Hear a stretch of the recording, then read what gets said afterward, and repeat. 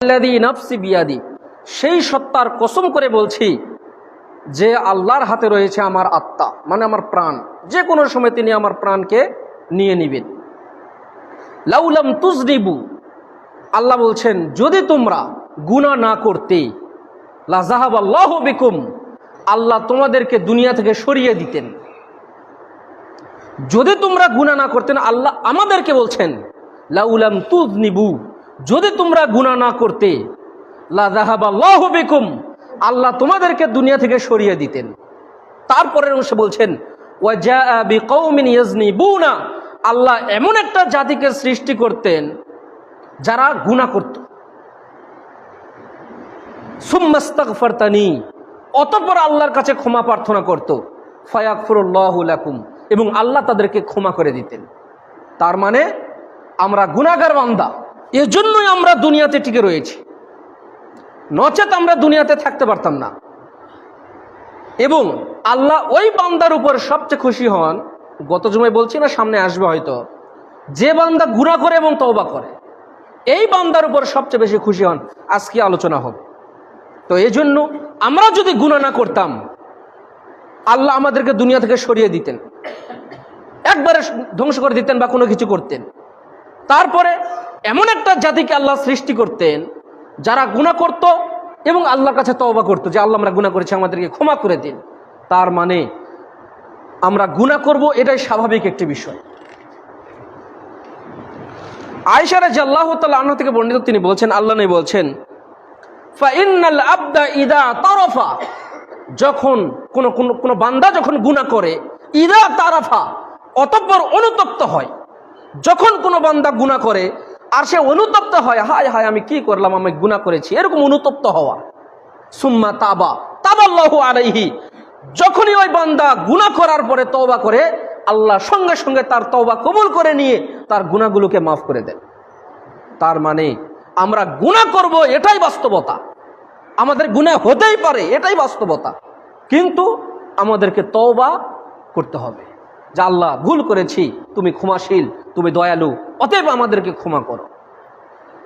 আল্লাহ তাআলা নবী বলছেন, হাদিসটি আবু মুসা আল আশআরী রাদিয়াল্লাহু তাআলা আনহু থেকে বর্ণিত, তিনি বলছেন, আল্লাহ নবী বলছেন, ইন্নাল্লাহা ইয়াতুবা মুসিউল লাইল, ইন্নাল্লাহা ইয়াবসুতু ইয়াদাহু বিল লাইলি, ইন্নাল্লাহা ইয়াবসুতু ইয়াদাহু বিন নাহারি লিয়াতুবা মুসিউল লাইল। যখন আল্লাহ নবী বলছেন যে আল্লাহ সুবহানাহু ওয়া তাআলা তার দুই হাতকে প্রসারিত করে দেন। ইয়াবসুতু ইয়াদাহু বিল লাইল, আল্লাহ তাআলা তার দুই হাতকে প্রসারিত করে দেন। লিয়াতুবা মুসিউন নাহার, যদি দিনে গুনাহ করে তাহলে রাতে গিয়ে আল্লাহ হাতকে প্রসারিত করে দেন, যে আমার কোনো বান্দা যদি রাতে এসে তওবা করে, আমি তার তওবা কবুল করে নিব। ওয়া ইয়াবসুতু ইয়াদাহু বিল লাইল লিয়াতুবা মুসিউন নাহার, আর আবার যদি কোনো বান্দা বিপরীত, যদি দিনে তওবা করে, তাহলে আল্লাহ তার দুই হাত প্রসারিত করে দেন, যে কোন বান্দা রয়েছে যে গুনাহ করবে আর আমার কাছে তওবা করবে, আমি তার তওবা কবুল করে নেব। আবার রাতে যদি কোনো বান্দা যদি তওবা করে, আবার দিনে সে যদি আল্লাহর কাছে ক্ষমা প্রার্থনা করে যে আল্লাহ আমি ভুল করেছি, গুনাহের কাজ করেছি, আল্লাহ আমাকে ক্ষমা করে দিন, ইনশাআল্লাহ আল্লাহ সুবহানাহু ওয়া তাআলা তাকে মাফ করে দিবে। কিন্তু শর্ত হলে কি, আমাদেরকে তওবা করতে হবে। আরেকটা হাদিস, যেটা আমি এর আগে বলেছিলাম কিন্তু বিষয়ের সঙ্গে সম্পৃক্ত, এই কারণে হাদিসটা একটু উল্লেখ করছি। আবু হুরায়রা রাদিয়াল্লাহু তাআলা আনহু থেকে বর্ণিত, তিনি বলছেন, আল্লাহ নবী বলছেন, ইয়ানসিলু রাব্বুনা তাবারাকা ওয়া তাআলা কুল্লা লাইলাতি, আল্লাহ তাআলা 7 আসমান থেকে প্রথম আসমানে নেমে আসেন প্রতি রাতে।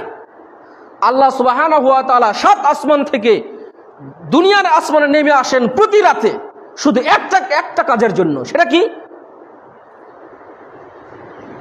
যে আমার কোন বান্দা রয়েছে যে গুনাহ করেছে, তওবা করবে, আমি তার তওবাকে কবুল করে নিব। এই জন্যই আল্লাহ 7 আসমান থেকে দুনিয়ার আসমানে নেমে আসেন, যে বলেন আমার কোন বান্দা রয়েছে যে তওবা করবে, আমি তার তওবাকে কবুল করে নিব।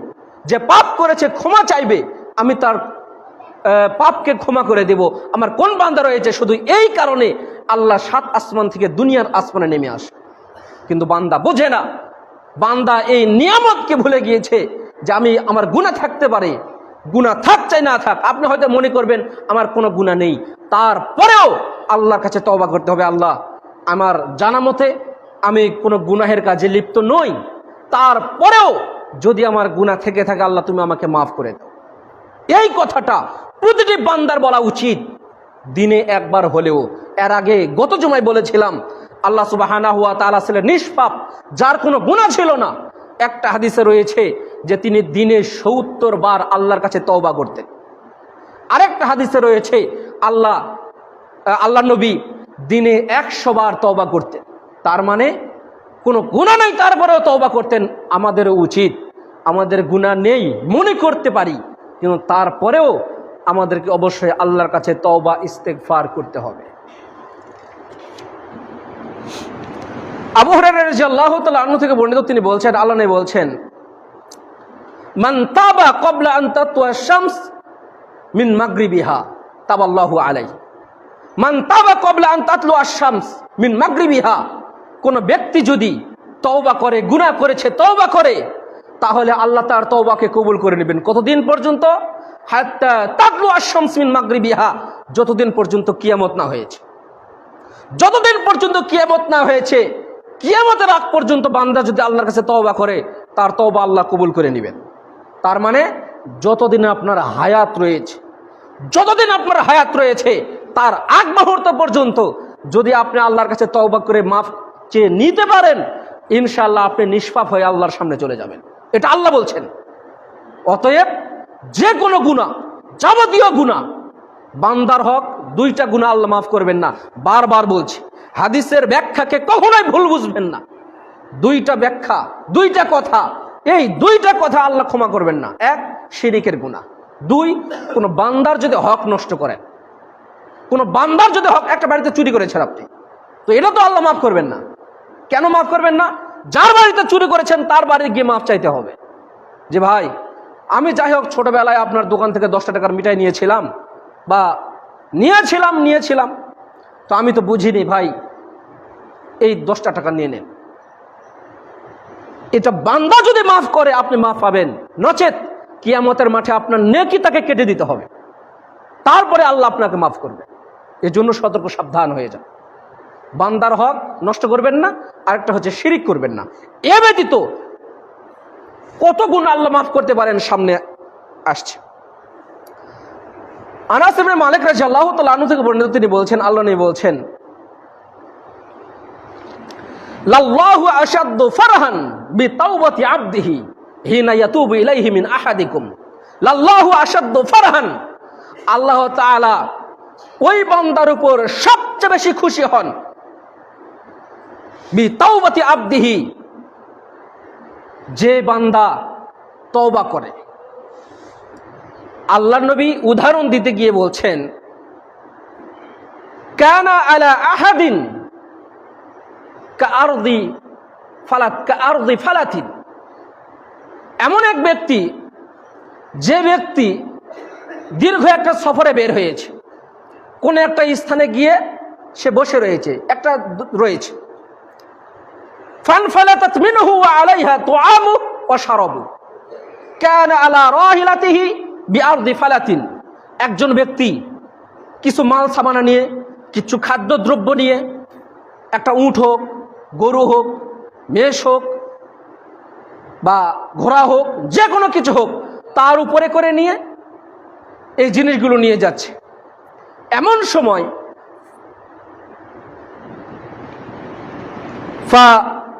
বাইনামা হুয়া ফানফালাতাত মিনহু ওয়া আলাইহা তুআমুহু ওয়া শারাবু, আর ওই বাহনের উপরে তার খাদ্য রয়েছে, তার পানীয় রয়েছে। তারপরে বলছেন, ফাইস মিনহা আলা শাজারাতিন, সে একটি গাছের নিচে গিয়ে বসেছে। ফাইস মিনহা, সে হতাশ হয়ে গিয়েছে। কি কেন? যে তার বাহন হুট করে তার হাত থেকে দূরে সরে চলে গিয়েছে। কদ আইস মিনহা, সে হতাশ হয়ে, সে নিরাশ হয়ে গিয়েছে। সে এখন কি করবে? সে কোনো কিছু কুলকিনারা পাচ্ছে না। তার বাহনটা তার হাত থেকে দূরে ছুটে চলে গিয়েছে, একটা মরুভূমিতে গিয়েছে। হঠাৎ তার খাদ্য, পানীয় সব কিছু নিয়ে তার বাহন তার কাছ থেকে হারিয়ে চলে গিয়েছে। ফাবাইনামা হুয়া কাযালিকা ইয হুয়া কাইমুন, হঠাৎ দেখছে বাহনটা হারিয়ে গিয়েছে। হঠাৎ তার সামনে তার ওই বাহনটা উপস্থিত, যার উপরে তার খাদ্য ছিল, যার উপরে তার পানীয় ছিল, হঠাৎ তার সামনে উপস্থিত। ফাআখাযা, সঙ্গে সঙ্গে সে সেটা ধরে নিল, তার বাহনটা ধরে নিল।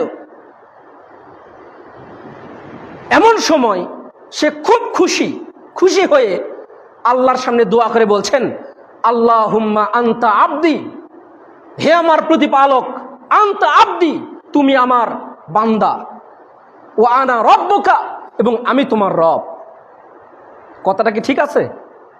এমন সময় সে এত খুশি হয়েছে যে খুশি হয়ে সে বলছে, আল্লাহুম্মা আনতা আবদি, হে আমার প্রতিপালক, তুমি আমার বান্দা, ওয়া আনা রব্বুকা, এবং আমি তোমার রব। আল্লাহ নবী বলছেন এটা সে এই কারণে বলছে, তার কোনো এত খুশি হয়েছে সে, তার বাহনটা হারিয়ে গিয়েছিল, হঠাৎ আবার তার সামনে এমনিতেই উপস্থিত। সে খুশি হয়ে এই কথাটা বলছেন তোমরা যদি, উদাহরণ দিতে গিয়ে আল্লাহ নবী বলছেন, তোমরা যদি কোনো গুনাহের কারণে আল্লাহর কাছে যদি তওবা করো, এই ব্যক্তি তার সব কিছু হারিয়ে যাওয়ার পরে যখন পেল, সে যে খুশি হয়েছে, খুশি হয়ে সে উল্টো কথা বলেছে যে হে আল্লাহ, আমি তোমার বান্দা আর তুমি আমার প্রতিপালক। এই কথা না বলে সে বলেছে তুমি আমার বান্দা এবং আমি তোমার রব। তো এই ব্যক্তি খুশি হয়ে বলেছে, সে সেটা ইচ্ছে করে বলেনি।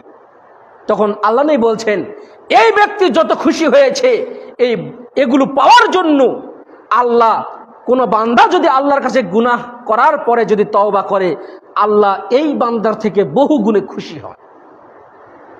হাদিসটা কি বুঝতে পেরেছেন? ধরে নেন একজন ব্যক্তি মরুভূমিতে গিয়েছে। মরুভূমি মানে কি? যেখানে কোনো নেই খাদ্য, যেখানে কোনো নেই পানি। এমন সময় এই ব্যক্তির কাছে একটা উট ছিল ধরেন, আর খাদ্য ছিল এবং পানি ছিল উটের উপর। সে বসে রয়েছে একটা গাছের ছায়ায়। এমন সময় তার হাত থেকে ছুটে গিয়ে বাহনটা হারে চলে গেল। এই ব্যক্তি এখন কি করবে? সে তার মরা ছাড়া কোনো উপায় নেই। কেন? আপনি যদি মরুভূমি এলাকা সৌদি আরবে যান, হাজার হাজার মাইল কোনো যানবাহন পাবেন না, কোনো গাড়ি ঘোড়া কিচ্ছু নেই, সব শুধু মরুভূমি, বালু আর বালু। তো এই ব্যক্তির কাছ থেকে যখন ওই বাহনটা হারিয়ে গেল, হঠাৎ কিছুক্ষণ পরে যখন এমনিতেই হঠাৎ তার সামনে উপস্থিত, তখন কেমন খুশি হবে বলেন? তখন তার তো মরা ছাড়া এখানে কোনো কাজ নেই।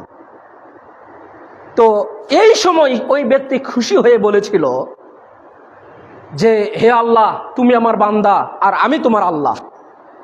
কিন্তু আল্লাহ বলছেন এই ব্যক্তি খুশি হয়ে এই ভুল কথা বলেছে, এতে তার গুনাহ হবে না। ঠিক আছে, এই ব্যক্তি যত খুশি হয়েছে তার ওই বাহনগুলো পাওয়ার জন্য, তার ওই খাদ্যগুলো পাওয়ার জন্য, তার ওই পানিগুলো পাওয়ার জন্য।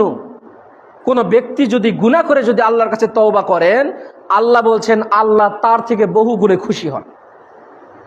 এখন কি হাদিসটা বুঝতে পেরেছেন? আশা করি বুঝতে পেরেছেন।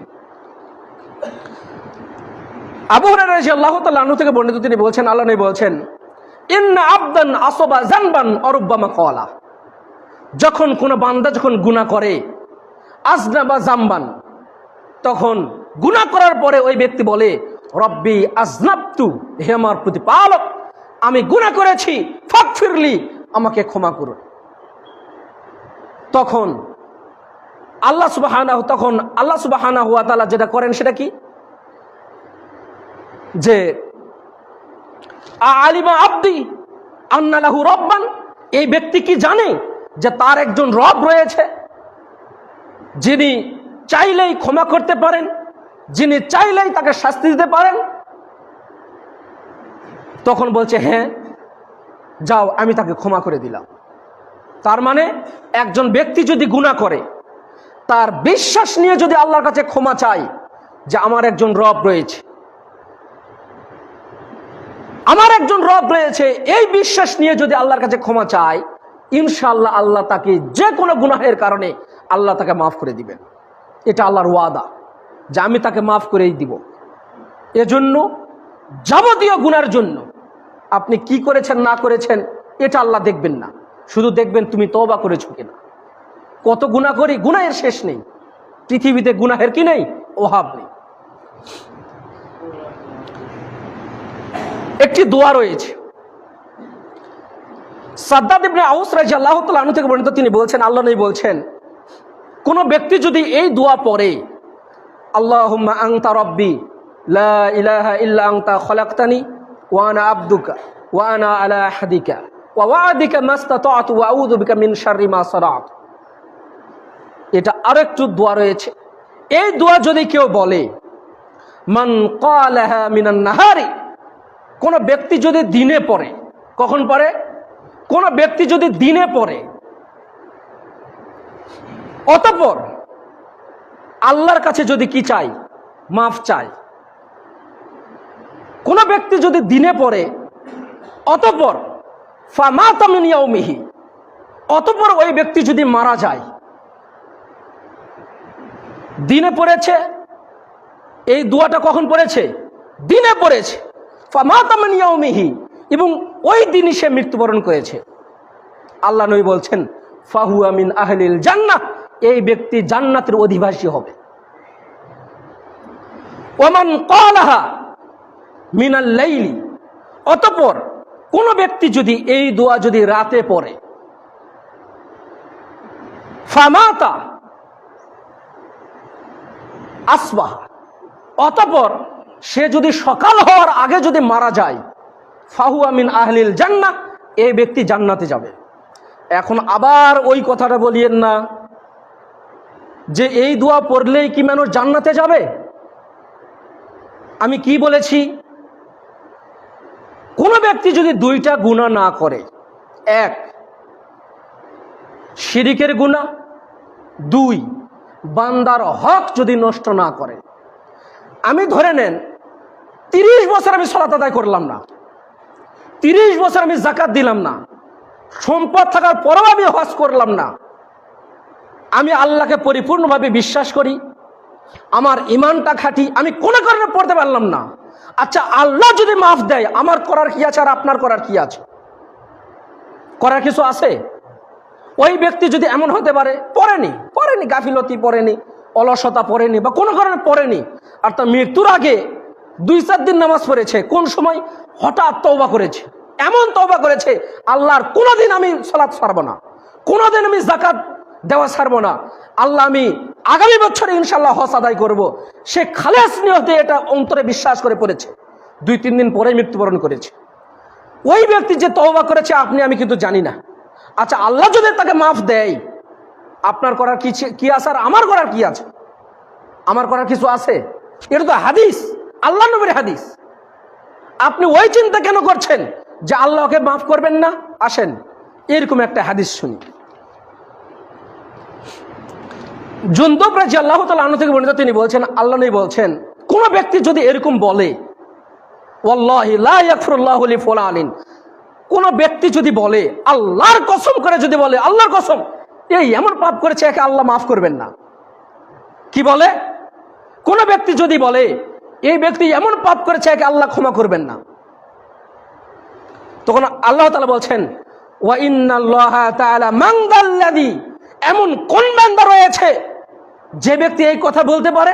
এত বড় সাহস কার? এত বড় সাহস, সে জান্নাতে দিব না আমি জাহান্নামে দিব, তার এত বড় ক্ষমতা যে সে বলে এই ব্যক্তি জান্নাতে যাবে না, এই ব্যক্তিকে আল্লাহ মাফ করবেন না, তার এত বড় সাহস। গুফিরত লাহু, আমি তার যত পাপ রয়েছে আমি ক্ষমা করে দিলাম, আল্লাহ বলছেন এই হাদিসের মধ্যে। তার পরের অংশে বলছেন, গুফিরত লাহু, ওই ব্যক্তি গুনাহ করেছে, তো তুমি বলছো যে ওই ব্যক্তিকে আল্লাহ মাফ করবেন না, যাও, আমি আল্লাহ গুফিরত লাহু, আমি তার পাপগুলোকে ক্ষমা করে দিলাম। ওয়াহবাবতু আমালাক, এবং তুমি বললে না যে ওকে আল্লাহ মাফ করবেন না, আমি তোমার সব আমল নষ্ট করে দিলাম। বুঝেননি মনে হয় হাদিসটা? হাদিসটা কি বুঝতে পেরেছেন? অনেক ব্যক্তি এরকম সমাজে রয়েছে, আমরা গুনাহের অভাব নেই, কম বেশি টুকটাক সবাই করে, কেউ কম কে বেশি। এমন বহু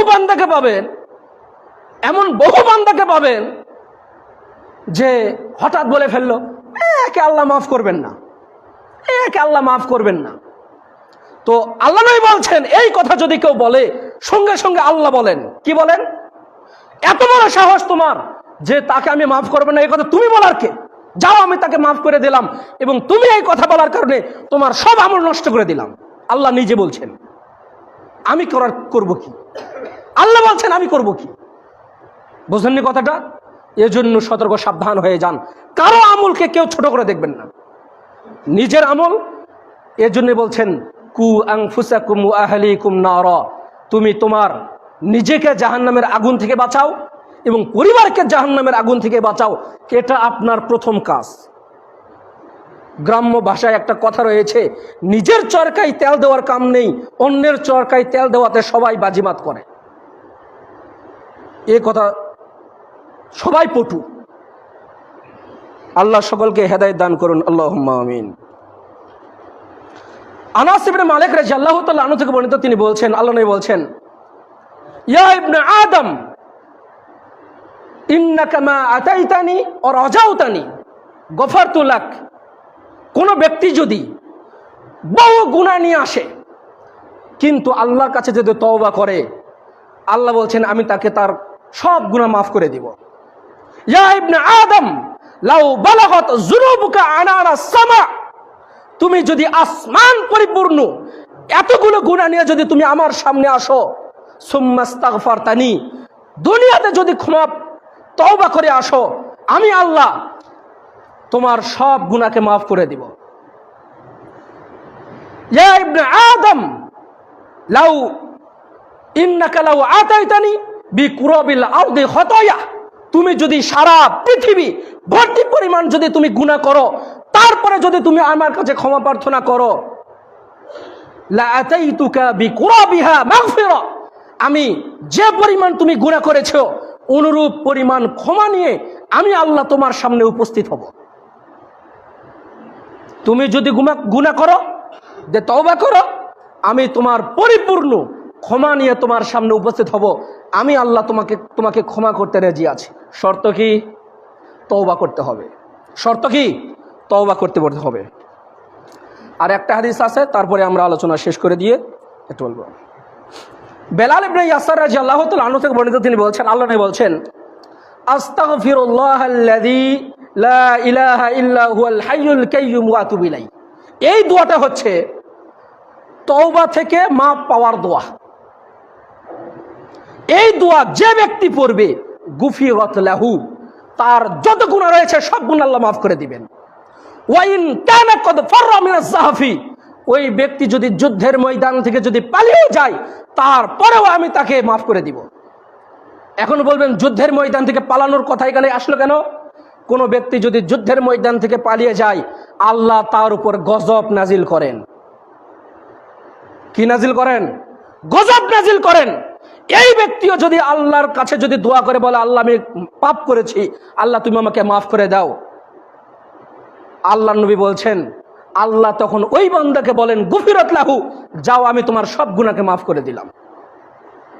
এজন্য কোন বান্দা যত গুনাহ করুক, আপনার কাজ কি আর আমার কাজ কি? আপনার কাজ হচ্ছে তাকে অবহেলা না করা। যদি সম্ভব হয় আপনি তাকে বলুন যে ভাই, বয়স তো অনেক হয়েছে, জিনিসগুলো পরিবর্তন করুন, ভালো হওয়ার চেষ্টা করুন। এই কথাটা আপনি বলতে পারেন। আমার কাজ কি? আমার কাজ খতিব হিসেবে যে আপনাদেরকে বলা যে আপনারা এগুলো থেকে সতর্ক হন, কিভাবে গুনাহ থেকে তওবা করবেন, এই কাজ। তার মানে দুইটা কাজ যদি আপনি করতে পারেন, যত গুনাহ রয়েছে আল্লাহ মাফ করে দিবেন। এক, শিরিক করা যাবে না। 2 নাম্বার, বান্দার হক নষ্ট করা যাবে না। এই দুইটা কাজ যদি করতে পারেন, ইনশাআল্লাহ আল্লাহ চাহে তো আপনার যত গুনাহ রয়েছে এই গুনাহের কারণে যদি তওবা করেন, ইনশাআল্লাহ আল্লাহ আপনাকে মাফ করে দিবেন। এটা 2026 সাল, ধরে নেন আপনার বয়স 40, এক ওয়াক্ত নামাজ পড়েননি, কোনো সিয়াম পালন করেননি, উমরাও করেননি, হজও করেননি, কোনো কিছু করেননি, যাকাতও দেননি। আজকে আপনি তওবা করলেন, আল্লাহ ভুল করেছি, যা করেছি আজ থেকে করব না, ইনশাআল্লাহ মাফ করবেন কে? কে বলছেন এই কথাগুলো? কে বলছেন? আপনার করার কিছু আছে? আমার করার কিছু আছে? কাউকে অবহেলা করে কি সমাজ থেকে বিচ্ছিন্ন করে দিবেন? তাকে উপদেশ দিতে পারেন, এটাই সর্বোচ্চ আপনার দায়িত্ব। আর তার আগে প্রথম কাজ নিজের পরিবারকে সংশোধন করা। এখন আসেন 2-4 মিনিট, আমরা আগামী শুক্রবার মনে হয় আশুরা পড়বে, তো সিয়াম কোন দিন থাকবো? বৃহস্পতিবার অথবা শুক্রবার, শুক্রবার অথবা শনিবার আমরা সিয়াম থাকার চেষ্টা করব ইনশাআল্লাহ। আর আগামী জুমায় আমি সিয়াম থাকবো, যার পালি আছে ওটা বলে দিবেন। তো 1 নম্বর, আশুরায়ে মুহররম কি? মুহররম মানে হচ্ছে আরবি একটা মাসের নাম, আর আশুরা শব্দ এসেছে আশারা থেকে, মানে 10ম দিন, মানে মুহররম মাসের 10 তারিখ।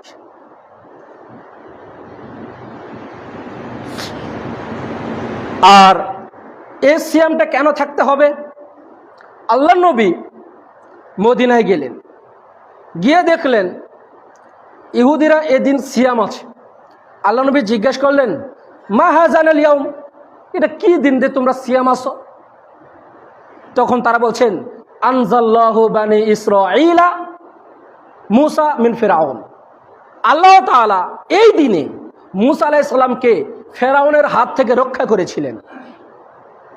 ফাসামাহু মুসা ওয়া আমারা বিসিয়ামি, এই কথা শোনার পরে আল্লাহ নবী সিয়াম নিজে থেকেছেন এবং সাহাবীদেরকে থাকার আদেশ করেছেন। রমজান মাস আমরা জানি সিয়াম থাকা ফরজ। এই রমজান মাস সিয়াম ফরজ হওয়ার আগ পর্যন্ত যেই সিয়াম ফরজ ছিল সেটা হচ্ছে এই মুহররম মাসের এই সিয়াম। নফল যত সিয়াম রয়েছে সবচেয়ে ফজিলতপূর্ণ সিয়াম হচ্ছে এই মুহররম মাসের এই সিয়ামটা। তাহলে আমরা এই সিয়ামটা কেন থাকব? এই সিয়ামটা থাকার উদ্দেশ্য কি? সেটা হচ্ছে আল্লাহ তাআলা মুসা আলাইহিস সালামকে ফেরাউনের হাত থেকে রক্ষা করেছিলেন, এই জন্য এই সিয়াম থাকার ফজিলত কি? সিয়ামু ইয়াউমি আশুরা, কোন ব্যক্তি যদি আশুরার সিয়াম পালন করে, আহতাসিবু আলাল্লাহ আন ইউকাফিরা সানাতাল্লাতি ক্বাবলাহু, ওই ব্যক্তিকে আল্লাহ পূর্বের 1 বছরের গুনাহ অটোমেটিক আল্লাহ মাফ করে দিবেন, অটোমেটিক, এই সিয়াম থাকার কারণে। তো আমরা সকলেই চেষ্টা করব। তার কারণ 2টা দিন সিয়াম কিন্তু ফরজ, মানে ফরজ না, মানে থাকতে হবে 1 দিন, সেই সময় ফরজ ছিল 1 দিন। তাহলে আমরা বৃহস্পতিবারে কেন থাকব? বৃহস্পতিবারে থাকার উদ্দেশ্য হচ্ছে ইহুদি এবং খ্রিস্টানদের বিরোধিতা করা। বিরোধিতা করার কারণে হয় বৃহস্পতিবারে থাকবেন, না হলে বৃহস্পতিবার শুক্রবার, এই 2 দিন। আর যদি বৃহস্পতিবারে থাকতে না পারেন তাহলে শুক্রবার শনিবার এই 2 দিন থাকবেন। কথাটা কি বুঝতে পেরেছেন? কিন্তু শিয়ারা এই যে সিয়ামটা থাকে তারা ভিন্নভাবে ব্যাখ্যা করে। সেটা কি? যে হোসাইন রাদিয়াল্লাহু তাআলা আনহু শহীদ হয়েছিলেন কারবালার ময়দানে, এগুলোকে কেন্দ্র করে তারা যে বিভিন্ন দেখবেন এই দিনে ঢাকাতে তাজিয়া মিছিল, বিভিন্ন অনুষ্ঠান এগুলো করে, এগুলোর সঙ্গে এই সিয়ামের কোনো সম্পর্ক নেই।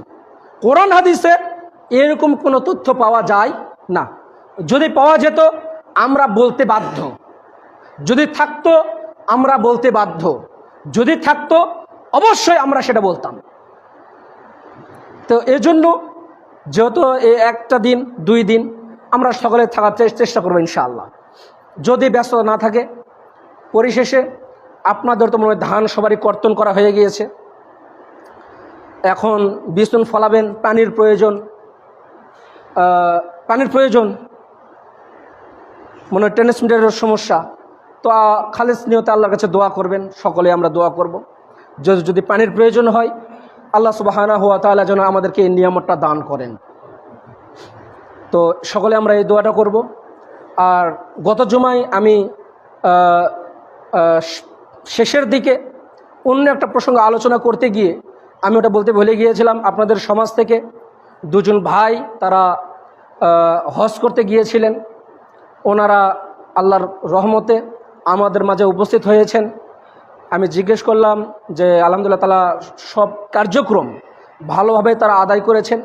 আমরা তাদের জন্য খালেস নিয়তে দোয়া করব, আল্লাহ যেন এত টাকা পরিশ্রম করে, কষ্ট করে, টাকা খরচ করে, শত কষ্ট ত্যাগ স্বীকার করে তারা হজ করতে গিয়েছে। আল্লাহ যেন এর বিনিময় যেন তাদেরকে দান করেন, আল্লাহ যেন তাদের হজকে কবুল করে নেন, আল্লাহ যেন বালে মুসিবত দূর করেন। আল্লাহ সুবহানাহু ওয়া তাআলা যেন তাদের মাধ্যমে আমরাও যেন সামনে যেতে পারি। আল্লাহ আমাদেরও দোয়াকে কবুল করে নিন, আল্লাহুম্মা আমিন। এবং তারা যেন মৃত্যুর আগ পর্যন্ত এই যে হজ করে এসেছে নিষ্পাপ হয়ে, আশা করা যায় নিষ্পাপ হয়ে এসেছে, আলহামদুলিল্লাহ। তো এরকম যেন মৃত্যুর আগ পর্যন্ত ইমানের সহিত তারা যেন থাকতে পারে, আমরা তাদের জন্য খাস করে দোয়া করব। আল্লাহ তাদের হজকে কবুল করে নিন, তাদের পরিবারের উপর বালা মুসিবত থাকলে দূর করে নিন, তাদেরকে ইমানদার হিসেবে আল্লাহ তুমি কবুল করে নেন, ইমানদার হিসেবে যেন তার কবরে যেতে পারে সেই আল্লাহ তুমি তার দোয়া কবুল করে নিন। আর আমরাও সকলে দোয়া করব, অন্তরে অন্তরে নিয়ত করব, আল্লাহ আমরাও যেন এই কাবা ঘর যেন জিয়ারত করতে পারি, আল্লাহ তুমি আমাদেরকে কবুল করে নাও। যদি সম্ভব না হয়, আমরা তো বিভিন্ন ভ্রমণ করতে যাই, কক্সবাজার যাই। এখন সাধারণত কক্সবাজার যদি আমরা যাই, যদি একাই যাই, 20-25 হাজার টাকা, 15,000 টাকা অটোমেটিক চলে যায়। আমরা যদি স্ত্রী সহ যাই, অটোমেটিক, আমরা যদি মালদ্বীপস বা শ্রীলঙ্কা, আরও বিভিন্ন থাইল্যান্ড, বিভিন্ন দেশ আছে, আমরা অনেকেই যাই যে বিভিন্ন ভ্রমণ করার জন্য। আমরা চেষ্টা করব ওখানে ওই বছর না গিয়ে কমপক্ষে ওই টাকা দিয়ে আমরা উমরা করে আসব। আমরা এরকমটা করতে পারি। আমরা অনেক টাকা খরচ করি, কত টাকা নষ্ট করি। তো আপনারা এরকম নিয়ত খালেস ভালো নিয়ত করবেন। আল্লাহ সকলের নিয়ত কবুল করুন, আল্লাহুম্মা আমিন। আল্লাহ সমাজের উপর বালা মুসিবত থাকলে দূর করুন, ইমানের সহিত আল্লাহ আমাদেরকে কবরে যাওয়ার তৌফিক দান করুন, আমাদের মৃত্যু যেন ইমানের সহিত রাখেন, আল্লাহ তুমি সেই তৌফিক দান করুন। আল্লাহ তুমি আমাদেরকে শিরিক থেকে বিরত থাকার তৌফিক দান করো, বিদআত থেকে বিরত থাকার তৌফিক দান করো, যাবতীয় অন্যায় কাজ থেকে আল্লাহ তুমি আমাদেরকে বিরত থাকার তৌফিক দান করো। এই বলে আজকের সংক্ষিপ্ত আলোচনা এখানে শেষ করছি। আল্লাহুম্মা সাল্লি আলা মুহাম্মাদ ওয়া আলা আলি মুহাম্মাদ কামা সাল্লাইতা আলা ইব্রাহিম ওয়া আলা আলি ইব্রাহিম ইন্নাকা হামিদুম মাজিদ। আল্লাহুম্মা আনসুরিল মুসলিমিনা ফি কুল্লি মাকান। আল্লাহুম্মা আইজিল ইসলাম ওয়াল মুসলিমিন। রব্বানা আতিনা ফিদ দুনিয়া হাসানাহ ওয়া ফিল আখিরাতি হাসানাহ ওয়া কিনা আযাবান নার। রব্বানা যালামনা আনফুসানা ওয়া ইল্লাম তাগফির লানা ওয়া তারহামনা লানাকুনান্না মিনাল খাসিরিন। রব্বিরহামহুমা কামা রাব্বায়ানি সগীরা। আল্লাহুম্মা আইজিল ইসলাম ওয়াল মুসলিমিন। আল্লাহুম্মা আদিরনা মিনান নার। আল্লাহুম্মা আদিরনা মিনান নার। আল্লাহুম্মা আদিরনা মিনান নার। সুবহানাকাল্লাহুম্মা বিহামদিক আশহাদু আল্লা ইলাহা ইল্লা আনতা আস্তাগফিরুকা ওয়া আতুবু ইলাইক।